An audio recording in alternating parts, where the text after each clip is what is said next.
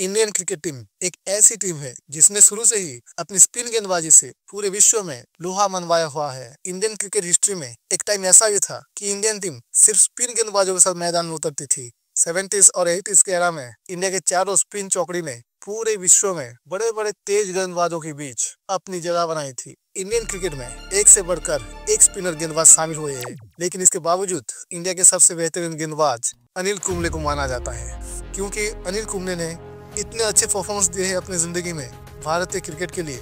और इस वीडियो में हम उनकी पूरी जिंदगी के बारे में चर्चा करने वाले हैं। वीडियो को शुरू करने से पहले आप इस वीडियो को लाइक कर दीजिए, चैनल को सब्सक्राइब कर दीजिए और बेल आइकन दबा दीजिए, क्योंकि अगले वीडियो में हम बात करेंगे एक ऐसे खिलाड़ी के बारे में जिसकी वजह से ऑस्ट्रेलियाई टीम 2000 से 2010 तक विश्व क्रिकेट में डोमिनेट कर रही थी, जिसकी वजह से आज भी हर टीम जब फाइनल में ऑस्ट्रेलिया के सामने होती है तो पहले से प्रेशर में आ जाती है। और जिस प्लेयर की वजह से 90s के क्रिकेट फैंस फुकाबुरा के बैट खरीदना चाहते थे, द लेजेंडरी रिकी पॉन्टिंग के बारे में बात करेंगे। तो इसीलिए सब्सक्राइब करना और बेल आइकन दबाना मत भूलिए, नहीं तो वो वाला वीडियो शायद आपसे मिस हो सकता है। 17 अक्टूबर 1970 में कर्नाटक के मैसूर शहर में पिता कृष्ण स्वामी और माता सरोज झा के घर में एक बेटे का जन्म हुआ था, जिसका नाम रखा गया था अनिल कुंबले। कुंबले बचपन से ही शांत और सरल स्वभाव के थे, लेकिन उनको क्रिकेट से प्यार हो गया था। उनके फेवरेट खिलाड़ी इंडिया के फेमस बॉलर BS चंद्रशेखर थे। उनको देखकर वो भी क्रिकेट खेलने के लिए प्रेरित हो गए थे। 25 जून 1983 को जब इंडियन टीम विश्व चैंपियन बनी थी, तब 13 साल के अनिल कुंबले ने अपने मन में ये सपना देखना शुरू कर दिया है कि वो भी कभी भारत के लिए एक वर्ल्ड कप जीतना चाहेंगे। अपने इसी सपने को पूरा करने के लिए और एक बेहतरीन क्रिकेटर बनने के लिए वो एक क्रिकेट क्लब में एडमिशन कर लेते हैं। हालांकि अनिल कुंबले क्रिकेट के लिए इतना दीवाने थे, लेकिन फिर भी उन्होंने अपना पढ़ाई को नजरअंदाज नहीं किया। उन्होंने अपने स्कूल की पढ़ाई हॉली सेट इंग्लिश स्कूल में किया था और उसके बाद बेंगलुरु के नेशनल स्कूल और फिर 1991-92 में राष्ट्रीय विद्यालय इंजीनियरिंग कॉलेज से मैकेनिकल इंजीनियरिंग करके निकलते हैं। पढ़ाई चल रही थी और साथ ही साथ एक अच्छा खिलाड़ी बनने का सपना को पूरा करने की कोशिश भी चल रही थी।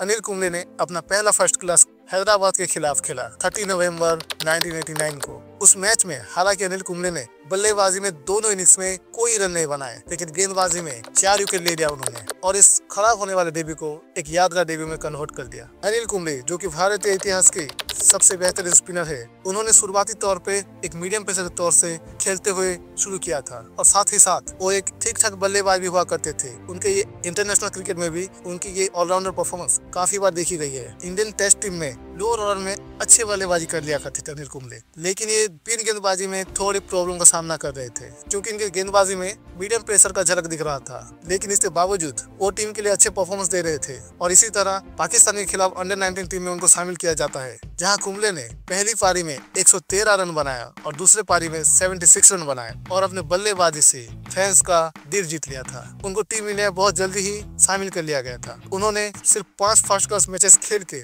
इंडियन इंटरनेशनल क्रिकेट में शामिल हो चुके थे। शारजाह में 1990 में अनिल कुंबले ने श्रीलंका के खिलाफ अपने पहला वनडे मैच खेला था। उसी साल मैनचेस्टर में इंग्लैंड के खिलाफ कुंबले को टेस्ट डेब्यू करने का मौका मिलता है। उन्होंने पहली पारी में 105 रन देकर 3 विकेट झटके थे, लेकिन दूसरी पारी में उन्हें कोई विकेट नहीं मिला था। गेंदबाजी में इतना कुछ खास परफॉर्मेंस नहीं आने की वजह से उन्हें कई आलोचना का सामना करना पड़ा था। इंडिया के कई दिग्गज क्रिकेटर ने उनको एक अच्छा स्पिन गेंदबाज मानने से इनकार कर दिया था। यहाँ तक कि भारत के पूर्व कप्तान टाइगर पटौदी ने भी अनिल कुंबले के लिए कहा था कि ये लड़का कभी भी भारत के लिए मैच विनर नहीं बन सकता। और इसी वजह से अनिल कुंबले को अगले 2 साल के लिए किसी भी टेस्ट मैच में शामिल नहीं किया गया था। अपने कैरियर को इतने अंधेरे में देखकर कुंबले ने वो 1995 में अपनी इंजीनियरिंग की पढ़ाई कंप्लीट की। उनका डोमेस्टिक करियर अभी भी चल रहा था। इसी दौरान रेस्ट ऑफ इंडिया की तरफ से दिल्ली के खिलाफ मैच खेलते हुए ईरानी ट्रॉफी में 125 रन देकर 6 विकेट अपने नाम कर लिए, जिसके चलते टीम को एक बेहतरीन जीत मिली।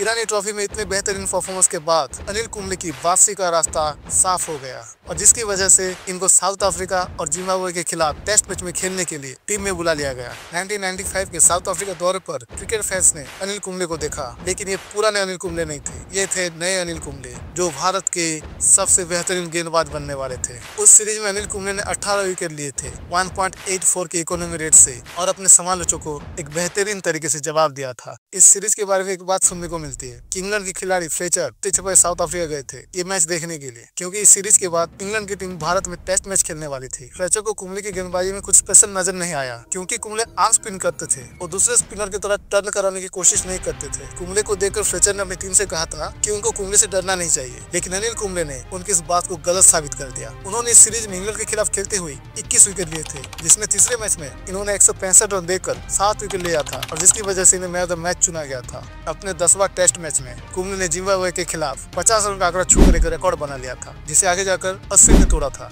27 नवंबर के यूरो कप के फाइनल में अनिल कुंबले ने खुद को वनडे में भी साबित कर दिया। जहां एक टाइम पर वेस्ट इंडीज की टीम इस मैच को आराम से जीत रही थी, उसी मैच को टीम इंडिया की झोली में ले आए थे। उस मैच में भारतीय टीम ने पहले बल्लेबाजी करते हुए 225 रन का लक्ष्य दिया था और वेस्ट इंडीज की टीम में थे ब्रेन लारा जैसे बड़े बल्लेबाज। और उस मैच में वेस्ट इंडीज की टीम ने 4 विकेट खोकर 108 रन भी बना लिया था, जिसकी वजह से भारत का हारना लगभग तय था। लेकिन तभी कुंबले ने अपनी जादुई गेंदबाजी की मदद से भारत को हीरो कप जीतने में एक महत्वपूर्ण भूमिका निभाई थी। उस मैच में अनिल कुंबले ने 12 रन देकर 6 विकेट लिए थे। उस मैच में एक चमत्कार दृश्य भी दिखा गया। उसमें वेस्ट इंडीज के बल्लेबाज रॉबिन होल्डर को अनिल कुंबले ने बोल्ड किया था, लेकिन उनकी तेज बॉल की वजह से अंपायर को पता ही नहीं चला, जिसकी वजह से उन्होंने 18 अंपायर से कंफर्म किया और तभी पता चला कि होल्डर क्लीन बोल्ड हो चुके थे। 1994 में श्रीलंका के खिलाफ अनिल कुंबले ने अपना पहला 10 विकेट हॉल पूरा किया और उसके अगले साल इंग्लिश काउंटी क्रिकेट खेलते हुए उस सीजन में 100 विकेट लेने वाले एकमात्र गेंदबाज भी थे। 1996 का साल अनिल कुंबले के लिए सबसे बेहतरीन साबित हुआ। उस साल उन्होंने 90 विकेट लेकर सबसे ज्यादा विकेट लेने वाले गेंदबाज रहे थे और उसी साल अनिल कुंबले पहली बार